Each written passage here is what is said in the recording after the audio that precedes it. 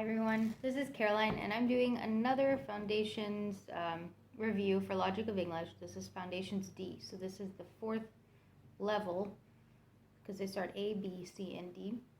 And my daughter's gone through all of them starting from A. So she was about almost 4 when she started the first one, and now she's 7 and a bit. And we're almost done with the D. We have a couple more lessons. So this isn't the type of review where they just send me the material and I look through it and I tell you what I think. This has been tried and tested for the last 4 years. And I'm also going to tell you that this, I think, is the best English curriculum out there, especially for homeschoolers who want a curriculum. If you already know how to teach English, you wouldn't be looking for a curriculum. And the thing that makes Logic of English special, in my opinion, is one, it's engaging with activities so the kids find it fun. It's kind of active and there are games in it. But the main thing is for the teacher or the mom or dad. In the teacher manual, it tells you specifically what to say for whatever topic it is. It's like someone wrote out your speech for you and you just read from the teacher manual. So you don't have to sit and think, how am I going to explain this? I don't know, homophones or whatever. It literally tells you exactly what to say, and then it also tells you what the expected answers should be. So if your student doesn't say something like it, you can guide them and say, oh, and also this. So you know what the answer is. So the teacher manual is amazing. So what I'm going to do is, let me show you what is in Foundations D. If you're interested in seeing A, B, or C, I also have videos for those, and I'll put them in the link below. I'm also doing another Foundations A review because my son is going through it. So this is the second kid I'm putting through Foundations A, and he will continue through Foundations all the way to D. I'll go through what you get in Foundations D and what we use, and after Foundations D comes Essentials, and that's what we will be doing next. So this is the last of the Foundations classes, and I'll show you what reading level you're at when you finish. So first what you have is, you've got the teacher manual, which is a hardbound book. Each foundation has 40 lessons. You also have the kids' workbook, student workbook. This works great if you have one kid. If you have twins, you're probably going to need 2 of them. So it's paper bound, and the activities are in there that correspond with the teacher manual. And then you've got 8 readers, so these are all nonfiction books.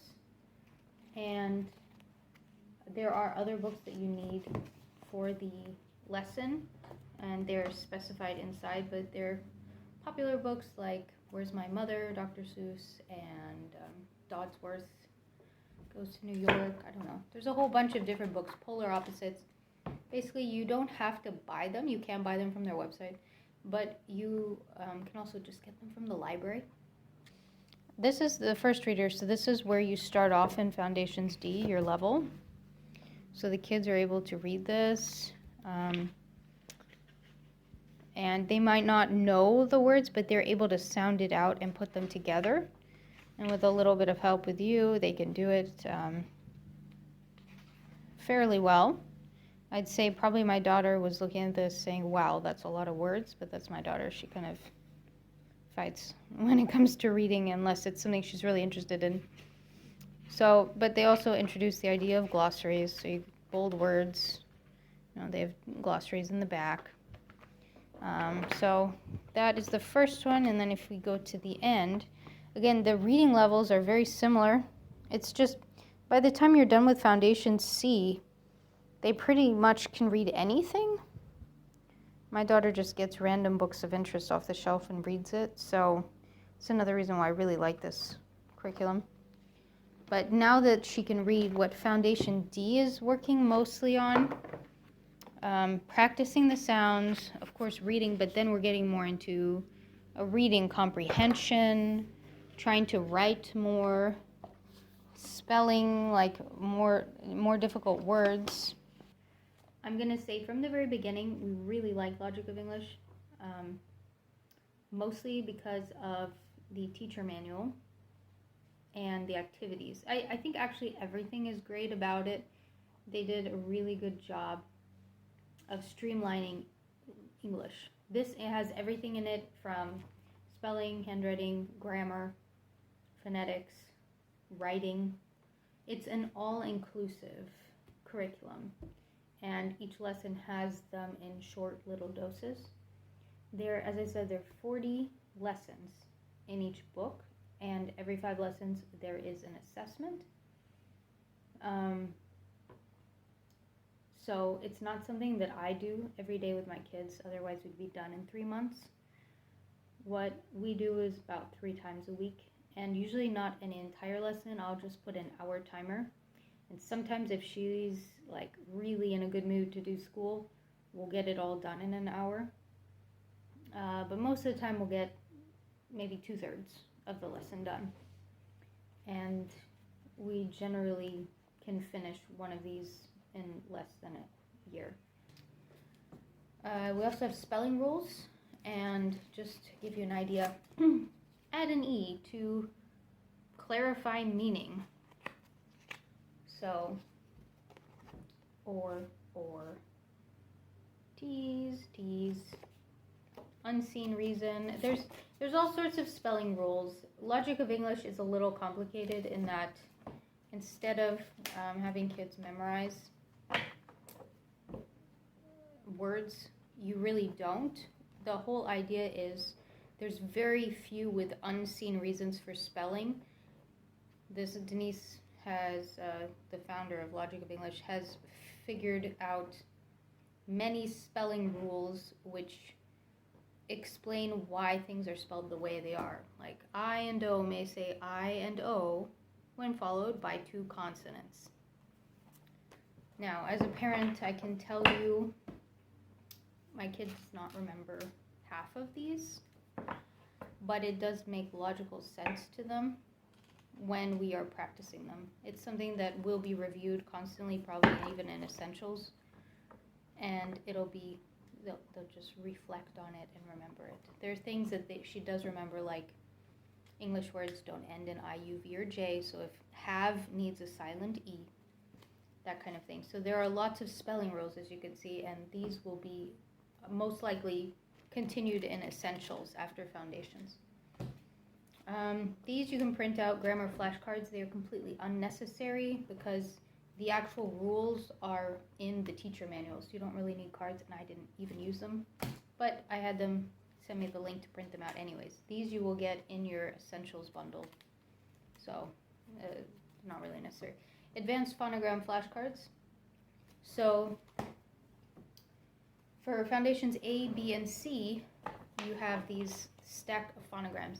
These are almost every single sound in the English language. So by the time you're done with foundation C, you know all the sounds, including, complicated ones like this, which is A and E. And let's see, ed, t, and they're really nice in the back. I've talked about them many times in my previous videos. Advanced phonogram flashcards. So because she already knows all of the basic phonograms, these are just ones that aren't used very often, but you need them, like surgeon, camouflage, j, zh, for ocean, osh. So we use these, but again, you don't really need the cards. You can just talk about them, so these are also kind of optional. I think they cut them out to cut costs, which honestly they aren't very necessary because you touch base on just a few of them. What else? These tiles, we didn't use them much in our foundations D, mostly because when you get them in A, it comes with all of the phonograms, multiple ones, and they're great for A and B, and I guess they're okay for C as well. But once you have a million of these, not a million, when you have all of the tiles separated, it's really hard to find the specific letters that you really want. And although I love these for my 4-year-old who still has trouble writing, it's almost not worth the effort for my 7-year-old, if you know what I mean. So we use these sometimes, but not very often. We also have the whiteboard that we bought from Logic of English, and I like this because it's got the lines. It's good for handwriting. They're really sturdy. This one has been used for 4 years, so you can see it's scratched. This one's a little newer. But yeah, I got this one for my other kid, and they're very sturdy. Let's see, what else? Oh, and I also got these cursive tactile cards because I thought maybe I'd give cursive another try. So my daughter has been working a little bit with cursive and handwriting, and she's okay. She likes it okay, but I think both of my kids prefer manuscript. So let me show you what is in the teacher manual. So they've got, in the very beginning, they've got scope and sequence. It starts off at 121 and it ends at, I believe, 161, because each one is, yeah, 160. So each one is 40 lessons, each foundations. And then, as I said, in between, you've got 5 lessons and you have a review lesson G, which is the assessment. And then it has here additional books that you will need, 1 per student. So these, we didn't wind up getting them. You can buy them off the website, but some people already have a lot of these books, like Go Dog Go. You can also get them from the library. So, or you, if for all else fails, if you just forgot, you can get them off of YouTube as well. Let's see. Materials needed, so they have it for each lesson. You can see what's needed. That's kind of handy. They also have optional things that you may want. Common Core standards I don't really care about, but they have them listed there. And then it gets started. So I think, let me show you how a lesson works. And I'm going to take the lesson that I think we're going to do 151 because there's something cool in that one that I really liked. So in the very beginning of each lesson, it'll show the objectives. So these are all of the different sections they're going to be doing: reading, spelling rules, grammar, spelling, comprehension, and writing. Okay, and then they've got the materials needed, and then optional things you might want. So then you just go step by step. So phonogram practice, race it, write it. So they have for individual and they have for classroom, because this can be a classroom curriculum as well. So choose a starting line. Place 10 to 20 phonogram cards in a neat pile face down next to the starting line. Place a whiteboard on the other side of the room. Create an obstacle course if desired. Student chooses a phonogram, reads it, and writes the phonogram, then runs back. Set a timer and see how many phonograms a student can write in 1 minute, 3 minutes, whatever you want to do. And then they have an option for a classroom. So these, as I said, the whole foundations curriculum is awesome because it also has them very active. So it's not all desk work. There's more desk work in D than there definitely was in A and B. But it's still got a lot of fun things that the kids enjoy doing. And then here, spelling rule. Double the last consonant. So you show your spelling rule 14. Sometimes I do. Most of the time I don't. I just read it to her from here. Double the last consonant when adding a vowel suffix to words ending in one vowel followed by one consonant, only if the syllable before the suffix is stressed. Right now you're probably raising your eyebrows saying, what did she just say? Yeah, I hear you. I think this is probably the biggest complaint of most moms or any kind of parents is there's a lot of rules. And as I said, you're not supposed to be memorizing how to spell words. The idea is to understand why they're spelled that way. And so it's basically you need to kind of digest what this rule is in order to teach it. So first of all, the kid has to know what is a vowel suffix, which it's taught previously, and make sure they know what consonants are, and then how to tell if the suffix is stressed. So that they're not just throwing you, into the deep end of the pool. They're going to go through example by example until the kid gets it. And let me tell you, the kid does get it. There was even a book that you can cut out which tells you all the steps. So check, first of all, It's like, here. What new word does this make? Write begin and plus on the board. What new word does this make? Beginner. Before I can add the suffix, I need to ask myself, does begin end in one vowel, then one consonant? So they look and say, oh, it does. Okay. Are we adding a vowel suffix? Yes, it's a vowel suffix. Place your hand under your chin and say beginner. On which syllable does your chin drop open? Gin. Now, I myself have trouble with this because I don't open my mouth much when I talk, but maybe for other people it's not a big deal. Is the syllables before the suffix stressed? Yes. Then we will double the N. Beginner. Right, beginner. There. Let's try another one. So they go through over and over again. And this is done in multiple lessons until they figure it out. And I think maybe 3 lessons. So eventually she got it. And I think the biggest thing she was struggling with was, is it stressed or unstressed? Probably because she copies my way of talking and we don't open our mouths that much. But yeah. Okay, then we go here. Double or not. So cut out the words and suffixes. Place the words face down in one pile. Place the suffixes in a second pile. I wish I could show you this, but what it is it's in the workbook. You would have a page with the words. Let's see if I have any in the end that we haven't done yet. You kind of just cut them out. Oh, like where it has dotted lines like this, you would basically cut them out. I had to write it on the whiteboard, but this is what it looked like. You had the cutout pages, and then you'd either write it in double or not. All right, so then we go to grammar. Subject-verb agreement. Today, you will be my editor. I will write a sentence on the board. If you see a mistake, raise your hand. The bird tweets. No, the bird's tweets. So there's an extra S. It should be either bird tweets or bird tweets. So then they're basically, I think because my daughter is a native speaker, she can hear it in the way it sounds. It sounds wrong to her, but they explain it here, like the rule and how it should be. And it goes through. Her friends laughs. No, and then check, and you go through. Continue writing these until they practice subject-verb agreement. Okay, then we have spelling analysis. So every lesson, there are 8 words, and they learn how to spell them.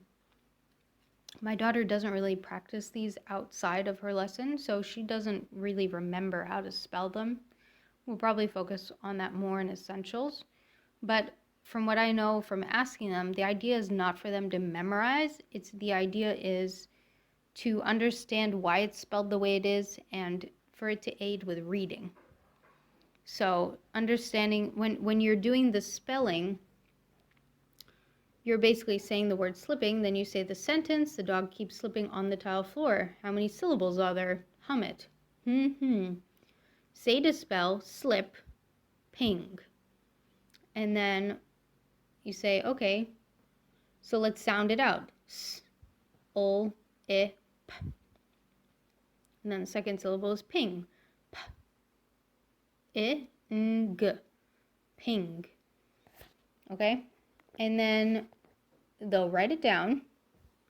And then you've got spelling hints, like double the last consonant when adding a vowel suffix. 2 words ending in one vowel followed by one consonant. They kind of build on each other. You learn the rule. There's going to be at least one spelling word related to the rule. And something very nice that we've been using this year is if you go to Logic of English online, they've got a free Foundations D Lite software. Not software, it's just like a video online. And all the lessons have a recorded spelling analysis for each lesson. So you can listen to the founder of Logic of English do spelling analysis with you. And I open it up on the iPad, we put the whiteboards in front of us, and do the spelling words together and do the markings and everything. And I think it helped a lot. Because I'd have to say in the beginning I was a little confused of how to do spelling analysis, and they have it for, I think, all of the foundations. If you get the light version, it does spelling analysis for you, which I thought was great. So definitely check that out. I'll put the link. And then you get into reading. So many kinds of feet. So this is the Reader 7. So you get out your Reader 7, many kinds of feet. And what do you think about this? What do you think this book will be about? Do you think it'll be fiction or nonfiction? Read the first 2 pages. I'm not going to go through everything, but this is a what am I book. So my feet, and it talks about it, what am I? And then it says, I'm a duck. So you go through all of those what am I's, and then it talks about, a word called adapted. What does it mean? And how are elephant feet different than polar bear feet? And this kind of thing. Then, the cool thing was, so inside her workbook, she had pages where she cut them out, or like this, and she made her own What Am I book. And why this was cool is because I have a reluctant writer. She really doesn't like writing, but she really loved that, one, she read the book, which was a What Am I book, and then she got to create a What Am I book. And wow, did her handwriting and everything improve in a second when she really was excited. Again, they have these really smart activities in there to make kids, like, to help propel them to the next level. You know what I mean? And after this, she's been a lot more into writing and writing to-do lists. She got that confidence from this activity, I'd say, and other activities, but this was a major break point for us. And then the last part is always a spelling activity. So Sync and Spell. I'm glad I did this one as well, because this is one of her favorite activities from Foundations D. It is basically a spelling battleship, and I'm going to show you the grid. So this is the grid, and basically you write in where you want to place your spelling words. All 8 of them have to go in here, either horizontally or vertically, and you'll write them letter by letter. And then the other one is going to have, so each person gets 2 grids, and then this one is where you try and guess the other person. So you would say A1, and you would either miss or you would hit. And if you hit, they have to tell you the letter name. And you keep trying to basically sync all of their spelling words. So it's a really nice way to reinforce spelling. And then because it's a couple activities after spelling, it kind of has that helping recall. It's given enough time in between in order to get them to practice it and kind of do the recall. So I really like that. And so that's really the whole lesson. And again, we don't do all of it in one day, but that's what a typical lesson looks like. Now I want to show you what a review looks like. So after 155, there is a review. And let's see. The reviews are very quick. So this is, I think, the second to the last review. And in the review page, it will show you what level of mastery they need to have for each section. So phonograms, write the phonograms from or prompt. If it's a 1, that means they should know it fully before moving on. Spelling rules, identify words that end in 1 vowel followed by 1 consonant. And then add a suffix to a word ending in 1 vowel and 1 consonant. If it's a 2, that means they should kind of get it, but it's not necessary to be fully mastered in order to move on. If they make a couple mistakes, it's okay. So yeah, this is what they should be knowing. And these are the different things that are involved. So basically, it's very quick. This is what her workbook looks like. It's kind of like a little test. So there's 6 phonograms. I tell her, and she's got to write them down. And then circle the word that ends in 1 vowel and 1 consonant. Suffixing, so how to add a suffix. Do you have to double the consonant or not? Connecting contractions. Subject-verb agreement. And then how to edit this. Where do you need capital letters? Because they're proper nouns. And then you pick, I think it's 10 spelling words from the last 5 lessons. And then again, this is not have to be fully mastered, but you know, as long as it makes logical sense. And then there'll always be some sort of reading. So basically you time them, and then you subtract how many ever words they have, and you take so it's words per minute. So there's 155 words in total. Let's say she got 5 words wrong, and it took her 2 minutes. Then you do 150 divided by 2, which will give you 75. And you'd say, oh, I guess in the spring she would be first grade level reading. I don't know how much I agree with this, because I feel like it's nice to be able to read with feeling, not just speed through it. So I don't know how much I agree with this. I appreciate the story projection when she's reading these stories as well. But she's always in her level, so I guess I can't complain. And that's it. They also have like comprehension at the end. Ask questions like tell them to retell the story. And then if there's anything they haven't mastered to a degree, there's always some practicing for the different, for practice ideas for the different sections.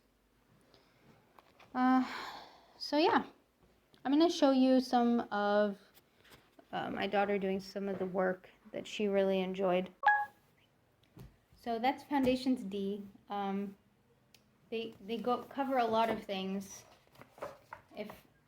Let me flip through the workbook just quickly. Punctuation. They go through punctuation. I know there was contractions, adding S's, bingo, editing sentences for punctuation, commas, abbreviations. There's some board games in there. Let's see, stories, like trying to write stories. There, of course, you have the assessments. My daughter is not always neat, but I know she gets it. Let's see, got more board games. This one was fun. We read the Toad book and the Frog book. We were basically writing the difference, and some things I would help her write. At this point in time, she was not liking writing. It wasn't until the What Am I book was she wanting to write herself. So I would help her write it out, which is fine as well, because when they're ready, then they will kind of explode and start wanting to write everything. So we did that together. Like, don't hold your kid back because they don't want to write in learning how to read or understanding grammar or punctuation. Like, they'll get it eventually. Let's see. How to add plural like S or ES. Adding consonants. There's also homophones in there.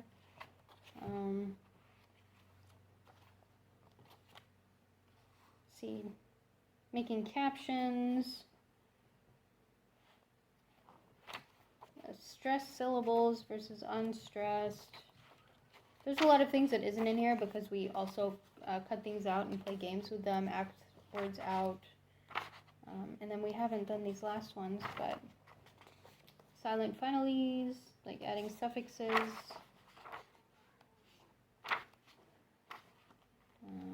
Adding the suffix Y. So I'll show you how my daughter likes everything, and I hope you enjoyed. Hello everyone. This is the student, which this is my school logic of English, and this is the teacher's name, D. See, is this upside down? No? Okay. Anyway, there's a lot because I'm 7 now.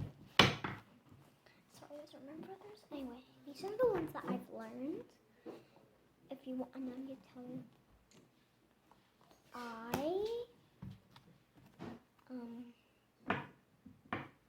If I get them wrong, we're going to redo an AEI. See? Okay. Ooh, don't worry about it. AI. I remember the big word has a few words. world has a few when I'm right. Now let's see, what's this? Oh,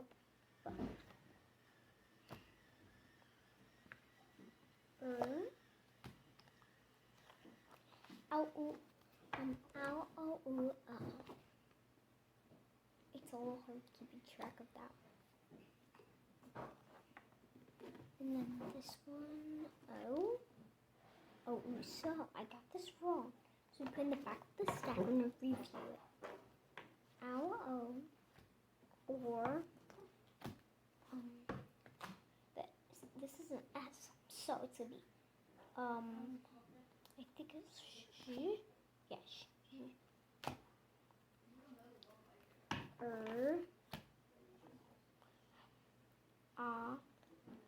That you can use at the end of the word. Nigga, editor. Oh, sorry, two. It's a little one. Boy, that you can use at the end of the word. Ow, oh, ooh, ow, a thought. I haven't done this in a while. See? Look at all those sounds. Oh, yeah.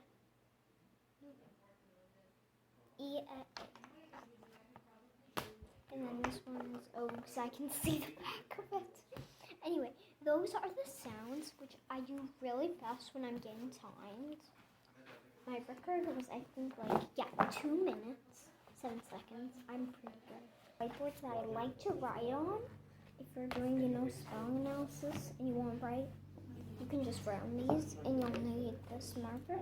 Shall we try spelling analysis? Okay, let's look in the teacher's manual. Or we can write our own words. So first we should write star. So R. And if you're wondering what that R is, I can give you a hint. It's A-R. It's A-R. And if you want to know how to spell this, how you see the A and then the R. And that's right. And then the second word is bird. Now this is actually for starters.